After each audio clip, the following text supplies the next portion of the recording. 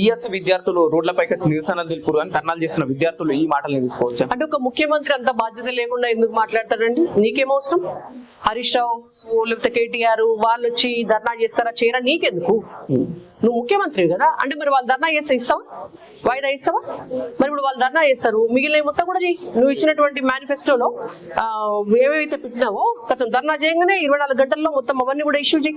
ధర్నా చేస్తారు. రైతు భరోసా నిరుద్యోగులందరూ కూడా ధర్నా చేస్తున్నారు. డిఎస్సి 25,000 పోస్టులకు వెయ్యి ధర్నా చేస్తున్నారు. మహిళలకు ఇవ్వాల్సినటువంటి 2,500 ధర్నా చేస్తారు. ఆర్టీసీకి బకాయి పడ్డటువంటి ఫ్రీ బస్సు పేరుతో బకాయి పడ్డటువంటి డబ్బులు 2,000 కోట్లు మరి ధర్నా చేసి అన్నిస్తావా నువ్వు? నిజంగా ఓయూలో మళ్ళీ ఉద్యమ నాటి జ్ఞాపకాలు మళ్ళీ గుర్తొస్తున్నాయంటే ఏం చెప్తారు? నిజంగా కూడా వస్తుంది. నేను ఇందాక చెప్పిన కదా, ఆనాడు విద్యార్థుల పైన లాఠీ దెబ్బలు పడ్డాయి. విద్యార్థుల బూట్ల తొక్కిసలాటలో విద్యార్థులు ఆనాడు గాయపడ్డారు. ఆనాడు అరెస్టులు జరిగినాయి. ఓయూ